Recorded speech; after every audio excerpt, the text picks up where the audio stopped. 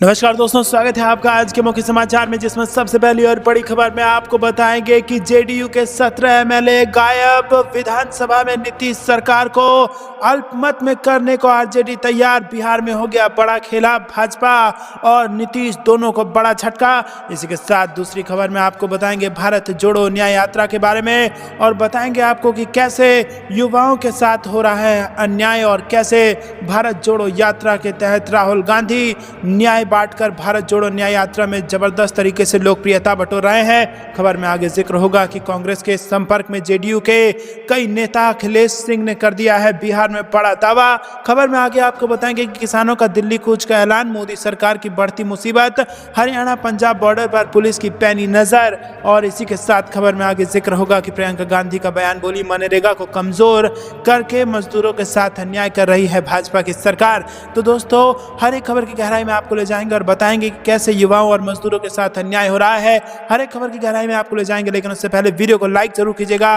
और चैनल को सब्सक्राइब करके बेल आइकन दबाकर कमेंट में लिखिएगा जय हिंद। रुक करते हैं सबसे पहली और बड़ी खबर की तरफ, जो कि बिहार से आ रही है। विधानसभा में नीतीश सरकार को अल्पमत में करने के लिए आरजेडी तैयार। दावा, जेडीयू के 17 एमएलए गायब, अध्यक्ष भी अपने। जी हां दोस्तों, बिहार विधानसभा में फ्लोर टेस्ट से पहले सियासी घमासान जारी है और नई एनडीए सरकार बहुमत साबित करने की तैयारी में जुट गई है। जेडीयू और भाजपा का दावा है कि उनके विधायक एकजुट हैं, एनडीए में सब कुछ ठीक है। वहीं पूर्व मुख्यमंत्री लालू प्रसाद यादव की पार्टी का दावा है कि मुख्यमंत्री नीतीश कुमार की पार्टी जनता दल यूनाइटेड के 17 विधायक लापता हैं। हालांकि जेडीयू का भी दावा है कि हमें तोड़ने की ताकत किसी में नहीं है, और भाजपा ने तो अपने सभी विधायकों को पटना में ही रहने का निर्देश दिया है। उधर कांग्रेस के 17 विधायक अभी भी हैदराबाद में ही है।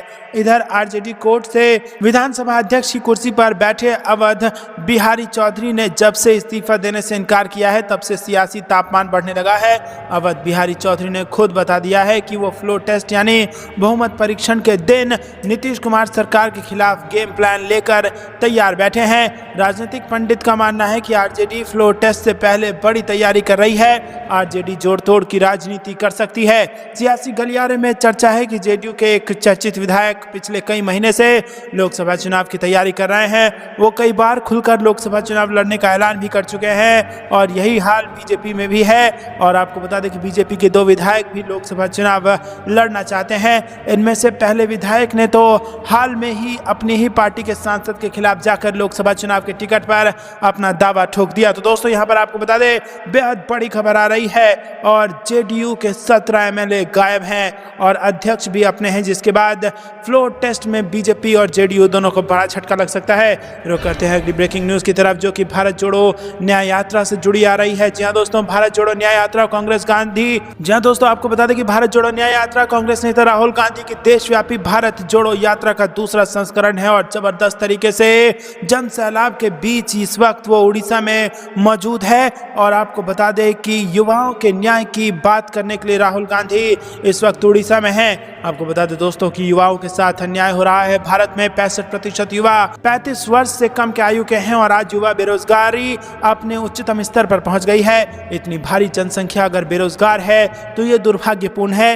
ये भारत की आगे बढ़ने की गति और शक्ति को रोकने जैसा है। और जो प्रमुख मुद्दे जो युवा के साथ अन्याय की गवाही देते हैं वो है बेरोजगारी, युवा आत्महत्याएं, सरकारी कार्यालयों में रिक्त पद, अग्निपथ योजना, पिछड़े वर्ग के युवाओं को उच्च शिक्षा से वंचित रखना और प्राइवेट सेक्टर में काम करने वाले युवाओं के मुद्दे। जी हाँ दोस्तों, आपको बता दें, अगर आंकड़ों की बात करें तो बेरोजगारी की अगर बात की जाए तो 100 में से 42 युवाओं के पास कोई रोजगार या आमदनी का साधन ही नहीं है। 25 साल से कम उम्र के 42.3% ग्रेजुएट युवा बेरोजगार हैं। 2019 में 15 लाख युवा इंजीनियरिंग ग्रेजुएट हुए, जिनमें से केवल 2.5 लाख लोगों को ही नौकरी मिल पाई। दोस्तों, इसका उदाहरण पुणे में नौकरी के इच्छुक सैकड़ों उम्मीदवार वॉक इन इंटरव्यू के लिए कतार में खड़े देखे गए। दोस्तों, वहीं अग्निपथ योजना की अगर बात कर ली जाए तो राहुल गांधी द्वारा शुरू किए गए जय जवान अभियान का अगर हम संदर्भ लें तो अग्निपथ योजना की आड़ में 2019-21 तक चलने वाली सेना की स्थायी भर्ती को रद्द कर सरकार ने अनगिनत मेहनती एवं होनहार युवाओं की लगन और सपनों पर पानी फेर दिया है। यह हमारे उन वीर जवानों के साथ विश्वासघात है जो मातृभूमि के लिए अपने प्राणों की आहुति देने को तैयार रहते हैं। वहीं दोस्तों, युवा आत्महत्याएं पर अगर हम तथ्य देखें तो भारत सरकार द्वारा दिए गए आंकड़ों के हिसाब से IIT, NIT केंद्रीय विश्वविद्यालय में 122 विद्यार्थियों ने 2014 और 21 के बीच आत्महत्या की है। इन लोगों में 68 विद्यार्थी गरीब और पिछड़े इलाकों से थे। तो दोस्तों, इसी प्रकार कल हम आपको बताएंगे कि कैसे किसानों के साथ अन्याय हो रहा है और कैसे किसान न्याय के लिए राहुल गांधी सड़कों पर उतरे हुए हैं। लेकिन उससे पहले अगर आपको भी ऐसा लगता है कि अन्याय के खिलाफ लड़ने के लिए भारत जोड़ो न्याय यात्रा बेहद जरूरी है तो वीडियो को लाइक करके अपना समर्थन दर्ज कराइए और चैनल को सब्सक्राइब करके बेल आइकन जरूर दबाइएगा। रुक करते हैं अगली ब्रेकिंग न्यूज की तरफ। कांग्रेस के संपर्क में जेडीयू के कई नेता, अखिलेश सिंह का बड़ा बयान। जी हां दोस्तों, बिहार में कांग्रेस विधायक के टूटने की खबरों के बीच अखिलेश सिंह ने बड़ा बयान दिया है। बिहार कांग्रेस के प्रदेश अध्यक्ष अखिलेश सिंह ने कहा कि जेडीयू के कई लोग कांग्रेस के संपर्क में हैं। डॉक्टर अखिलेश सिंह ने कहा कि अगर किसी को तोड़ने का प्रयास होगा तो सामने वाला खामोश नहीं बैठेगा। उन्होंने आगे कहा कि मुख्यमंत्री नीतीश कुमार ने दबाव में अपना पाला बदला है। ईडी और सीबीआई के माध्यम से केंद्र सरकार दबाव बनाती है। कांग्रेस नेता ने कहा कि विधानसभा के सदन में जब फ्लो टेस्ट होगा तब साबित होगा कि कौन किसके संपर्क में है। कांग्रेस की अपने विधायकों को लेकर चिंता हमेशा रहती है, क्योंकि जब सियासी संकट आता है तो कांग्रेस के विधायक के टूटने का डर ज्यादा होता है।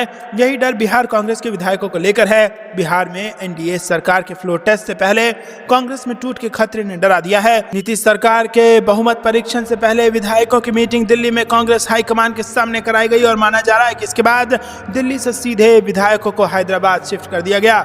रुक करते हैं अगली ब्रेकिंग न्यूज की तरफ। किसानों का दिल्ली कूच का ऐलान, मोदी सरकार की बढ़ती मुसीबत, हरियाणा पंजाब बॉर्डर पर पुलिस की पैनी नजर। जी हां दोस्तों, 13 फरवरी को किसानों द्वारा आंदोलन की कॉल को लेकर पुलिस प्रशासन पूरी तरह से अलर्ट है और चेतावनी दी गई है कि यदि कोई व्यक्ति किसान आंदोलन, सभा, जुलूस आदि में भाग लेता है तो उसका पासपोर्ट रद्द किया जा सकता है। यही नहीं, हर गतिविधि पर नजर रखने के लिए पुलिस द्वारा ड्रोन कैमरों की मदद भी ली जाएगी।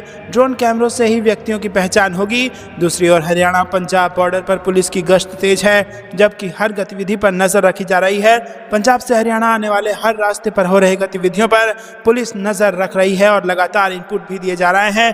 पुलिस का कहना है कि इनपुट मिले हैं कि 13 फरवरी को कुछ किसानों द्वारा आंदोलन में भाग लिया जा सकता है और इसी कारण से चेतावनी दी है कि लोग इसमें भाग ना लें। पुलिस का कहना है कि यदि कोई व्यक्ति इसमें भाग लेता है तो उसका पासपोर्ट तक रद्द करने की कार्रवाई हो सकती है। तो दोस्तों, ये एसपी की चेतावनी है और इस तरह ड्रोन के माध्यम से वीडियोग्राफी की जाएगी ताकि लोगों की पहचान हो सके।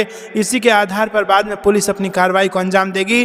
पुलिस ने यह भी कहा है कि आंदोलनकारियों द्वारा यदि सरकारी संपत्ति अथवा आमजन को नुकसान पहुंचाया जाता है तो उस पर नियमानुसार कार्रवाई की जाएगी। और यही नहीं, यदि अनुमति के बाद भी सभा आदि करने की इजाजत होगी और यदि शांति भंग होती है तो उसकी कोई संभावना दिखती है तो इसको रद्द किया जा सकता है। तो दोस्तों, यहाँ पर किसानों का दिल्ली कूच का ऐलान हो चुका है और इसको लेकर प्रशासन ने भी यहाँ पर चेतावनी जारी कर दी है। अब देखना होगा कि किसानों का ये आंदोलन क्या फिर से दिल्ली कूच करता है। खबर में पल पल बने रहने के लिए वीडियो को लाइक और चैनल को सब्सक्राइब कर लीजिएगा ताकि सारी खबरें आप तक पहुंचे सबसे तेज। रुक करते हैं अगली ब्रेकिंग न्यूज की तरफ। मनरेगा को कमजोर करके मजदूरों के साथ अन्याय कर रही है भाजपा सरकार। प्रियंका गांधी ने भाजपा के अन्याय को लेकर भाजपा को घेरा। जी हां दोस्तों, कांग्रेस महासचिव प्रियंका गांधी ने महात्मा गांधी राष्ट्रीय ग्रामीण रोजगार गारंटी योजना के भुगतान से संबंधित राज्यों के बकायों का उल्लेख करते हुए बुधवार को आरोप लगाया कि केंद्र की भाजपा सरकार मनरेगा को कमजोर करके देश के मजदूरों के साथ अन्याय कर रही है। प्रियंका गांधी ने एक खबर का हवाला देते हुए एक्स पर पोस्ट किया, मजदूर का पसीना सूखने से पहले उसे मजदूरी मिल जानी चाहिए। अमृतकाल में यह मुहावरा मजदूरों के लिए एक मजाक बन के रह गया है। खबरों के मुताबिक 1 फरवरी तक राज्य का 16,000 करोड़ का मनरेगा भुगतान बकाया है और मजदूरों के सामने बच्चे पालने का संकट है, लेकिन सरकार को इससे कोई फर्क नहीं पड़ता। उन्होंने कहा कि प्रधानमंत्री जी ने पहले मनरेगा को कांग्रेस की असफलता का स्मारक बताया, उसे बंद करने की कोशिश की, लेकिन जब जमीनी सच्चाई से रूबरू हुए तो इसे बंद नहीं कर पाए, मगर लगातार बजट इसका घटाते गए। इस बार भी मामूली बढ़ोतरी करके वाहवाही लूटने की कोशिश कर रहे हैं, जबकि सच्चाई यह है कि बजट में आवंटित राशि 2023-24 के संशोधित बजट के बराबर ही है। रुक करते हैं अगली खबर की तरफ। 10 साल में बीजेपी ने 411 विपक्षी विधायक अपनी तरफ किए। मोदी सरकार के खिलाफ कांग्रेस ने जारी किया ब्लैक पेपर। जी हां दोस्तों, आपको बता दें कि कांग्रेस के राष्ट्रीय अध्यक्ष मल्लिकार्जुन खड़गे ने मोदी सरकार के खिलाफ ब्लैक पेपर जारी किया है। उन्होंने कहा है कि हम आज केंद्र सरकार के खिलाफ काले पेपर यानी कि ब्लैक पेपर निकाल रहे हैं, क्योंकि वो हमेशा सदन में अपनी सफलता की बात रखते हैं तथा अपनी नाकामी छुपाते हैं तथा जब हम उनकी नाकामी बताते हैं तब हमें महत्व नहीं दिया जाता है। इस ब्लैक पेपर में हमारे मुख्य मुद्दे बेरोजगारी हैं, जो देश का सबसे बड़ा मुद्दा है और भाजपा इस बारे में कभी बात नहीं करती। कांग्रेस नीति यूपीए सरकार के 10 साल के खिलाफ केंद्र सरकार की तरफ से लाए जाने वाले श्वेत पत्र का जवाब में ब्लैक पेपर जारी करते हुए खड़गे ने कहा कि केरल, कर्नाटक, तेलंगाना जैसे गैर भाजपा प्रदेशों के साथ पक्षपात किया जा रहा है, इसीलिए हमें ये कदम उठाना पड़ा है। देश में लोकतंत्र को खतरा है। पिछले 10 सालों में 411 विधायकों को भारतीय जनता पार्टी ने अपने पाले में कर लिया है। उन्होंने कांग्रेस की कई सरकारें गिरा दी हैं। वो लोकतंत्र को खत्म कर रहे हैं और वही इससे पहले संसद के वर्तमान बजट सत्र को एक दिन बढ़ाकर 10 फरवरी तक कर दिया गया। राज्यसभा में सभापति जगदीप धनखड़ एवं लोकसभा में अध्यक्ष ओम बिरला ने पिछले दिन इसको लेकर ऐलान किया और उच्च सदन में प्रातः कार्यवाही आरंभ होते ही धनखड़ ने बताया कि कार्य मंत्रणा समिति की मंगलवार को हुई बैठक में इस विषय पर चर्चा हुई थी और इसके चलते सभी दलों के नेताओं ने राज्यसभा की बैठक 10 फरवरी तक बढ़ाए जाने पर सहमति जताई है। रुक करते हैं अगली ब्रेकिंग न्यूज की तरफ। बेरोजगारी पर नहीं बोलती मोदी सरकार, पीएम सिर्फ आजादी से पहले ही करते हैं बात, खड़गे का बीजेपी पर पलटवार। जी हां दोस्तों, कांग्रेस चीफ मल्लिकार्जुन खड़गे प्रधानमंत्री नरेंद्र मोदी के नेतृत्व वाली एनडीए सरकार पर जुबानी पलटवार उन्होंने किया है। गुरुवार को दिल्ली में प्रेस कॉन्फ्रेंस के दौरान उन्होंने कहा कि मोदी सरकार बेरोजगारी के मुद्दे पर नहीं बोलती है, जबकि प्रधानमंत्री नरेंद्र मोदी सिर्फ आजादी से पहले की बात करते हैं। उन्होंने कांग्रेसी सरकारों को गिराने का भी आरोप लगाया है। मल्लिकार्जुन खड़गे ने कहा कि हम प्रमुख मुद्दे के तौर पर बेरोजगारी के मुद्दे को उठा रहे हैं, इसके बारे में बीजेपी कभी बात नहीं करती है। उन्होंने कहा कि केरल, कर्नाटक, तेलंगाना जैसे गैर बीजेपी राज्यों के साथ भेदभाव किया जा रहा है। खड़गे ने कहा कि देश में लोकतंत्र को खतरा है। बीते 10 साल में 411 विधायकों को बीजेपी ने अपने पाले में कर लिया है। उन्होंने कांग्रेस की कई सरकारें गिरा दी हैं और बीजेपी लोकतंत्र को खत्म कर रही है। रुक करते हैं अगली ब्रेकिंग न्यूज की तरफ। लोकसभा चुनाव में जेजेपी को एक भी सीट नहीं देना चाहती है भाजपा। दुष्यंत चौटाला का भी प्लान बी है तैयार। जी हां दोस्तों, लोकसभा चुनाव को लेकर सभी राजनीतिक पार्टियां एक्टिव मोड में नजर आ रही हैं। जमीनी स्तर पर अपने आप को मजबूत करने के लिए रणनीति बनाई जा रही है और इंडिया गठबंधन की तरह अब एनडीए में भी सीट बंटवारे को लेकर टकराव होने लगा है। हरियाणा से इसकी पहली तस्वीर सामने आई है। हरियाणा में भी भाजपा पार्टी और जननायक जनता पार्टी के गठबंधन के बीच दरार की खबरें आ रही हैं। सूत्रों की माने तो बीजेपी हरियाणा में जेजेपी को एक भी सीट नहीं देना चाहती है। बीजेपी अकेले दम पर ही हरियाणा में चुनाव लड़ना चाहती है। सभी 10 सीटों पर है भाजपा का कब्जा। हरियाणा में लोकसभा की सभी 10 सीटों पर बीजेपी का कब्जा है और ऐसे में बीजेपी जेजेपी को लगता है कि वो अकेले अपने दम पर सभी सीटें जीत सकती है। उसे जेजेपी के साथ गठबंधन की जरूरत नहीं है। रुक करते हैं अगली ब्रेकिंग न्यूज की तरफ, जहां पर आपको बता दें कि मिथुन चक्रवर्ती बनाम शत्रुघ्न सिन्हा 2024 में बंगाल के लोकसभा सीट पर हो सकती है 2 सितारों की सियासी टक्कर। जी हां दोस्तों, पश्चिम बंगाल की सबसे हाई प्रोफाइल सीट में से एक आसनसोल से तृणमूल कांग्रेस ने फिर बिहारी बाबू शत्रुघ्न सिन्हा को खड़ा करने का फैसला तो ले लिया, लेकिन बीजेपी की ओर से शत्रुघ्न सिन्हा को कौन टक्कर देगा इस पर भी अभी मुहर लगनी बाकी है। वैसे तो तृणमूल कांग्रेस की ओर से आधिकारिक तौर पर कोई घोषणा नहीं की गई है, लेकिन शत्रुघ्न सिन्हा को 2024 के आगामी लोकसभा चुनाव के प्रत्याशी के रूप में टीएमसी की ओर से नामित करने का फैसला किया गया है। पश्चिम वर्धमान के नेताओं के साथ बंद कमरे में हुई बैठक में ममता बनर्जी, बंगाल की मुख्यमंत्री, ने इस फैसले की पुष्टि की है। आसनसोल से दोबारा जीत की उम्मीद में शत्रुघ्न सिन्हा को टीएमसी से टिकट देने की योजना है। सूत्रों के अनुसार यहां सभी को शत्रुघ्न सिन्हा के क्षेत्रीय नेता के रूप में मान्यता प्राप्त होने की उम्मीद है और यह ध्यान देने की जरूरत है कि शत्रुघ्न सिन्हा ने 2022 के उपचुनाव में आसनसोल सीट 3 लाख से ज्यादा अंतर से जीती थी और इसके पहले इसको बीजेपी ने 2014 और 2019 में जीता था। वहीं बीजेपी की ओर से अग्निमित्रा पॉल और जितेंद्र तिवारी के नाम की सुगबुगाहट आसनसोल के गलियारों में चल रही है। दोस्तों, रुक करते हैं अगली ब्रेकिंग न्यूज की तरफ। केंद्र को 6 हफ्ते का अल्टीमेटम, पुरानी पेंशन नहीं तो होगी हड़ताल, रेलवे, रक्षा समेत बंद होंगे सरकारी दफ्तर। जी हां दोस्तों, देश में पुरानी पेंशन बहाली के लिए लंबे समय से संघर्ष कर रहे कर्मचारी संगठनों ने केंद्र सरकार को ओपीएस लागू करने के लिए 6 हफ्ते का अल्टीमेटम दे दिया है। अगर इस अवधि में पुरानी पेंशन बहाल नहीं होती है तो देश भर में अनिश्चितकालीन हड़ताल शुरू हो जाएगी। इस स्थिति में रेल संचालन और रक्षा क्षेत्र के उद्योगों सहित तमाम सरकारी विभागों में कामकाज बंद हो जाएगा। बुधवार को नई दिल्ली में हुई national joint council of action के पदाधिकारियों की बैठक में यह अहम निर्णय लिया गया है। बैठक की अध्यक्षता एनजेसीए के संयोजक शिव गोपाल मिश्रा ने की है। केंद्र को अनिश्चितकालीन हड़ताल का नोटिस देने और स्ट्राइक की तिथि घोषित करने के लिए 2 दिन के भीतर एक कमेटी गठित होगी। रुक करते हैं अगली ब्रेकिंग न्यूज की तरफ। कमलनाथ ने कहा डॉक्टर मोहन यादव सरकार विधानसभा चुनाव के किए वादों से पीछे हटी। जी हां दोस्तों, आपको बता दें कि यहां पर मध्य प्रदेश के पूर्व सीएम कमलनाथ ने अपने एक्स हैंडल पर पोस्ट कर लिखा है कि विधानसभा में राज्यपाल महोदय के अभिभाषण से एक बार फिर स्पष्ट हो गया है कि प्रदेश की डॉक्टर मोहन यादव सरकार विधानसभा चुनाव में जनता से किए गए प्रमुख वादों से पीछे हट गई है। विधानसभा चुनाव में भाजपा ने मध्य प्रदेश की जनता से 3 बड़े वादे किए थे, जिसमें पहला वादा था कि लाडली बहना योजना के अंतर्गत महिलाओं को 3,000 रुपये प्रति माह दिए जाएंगे, लेकिन आज राज्यपाल के अभिभाषण में लाडली बहना योजना में 3,000 रुपये देने की कोई बात नहीं की गई है। भाजपा ने दूसरी बड़ी घोषणा गेहूं का न्यूनतम समर्थन मूल्य 2,700 रुपये प्रति क्विंटल और तीसरी घोषणा धान का न्यूनतम समर्थन मूल्य 3,100 रुपये प्रति क्विंटल करने की थी, लेकिन न्यूनतम समर्थन मूल्य पर भी राज्यपाल के अभिभाषण में कोई बात नहीं की गई। रुक करते हैं अगली ब्रेकिंग न्यूज की तरफ।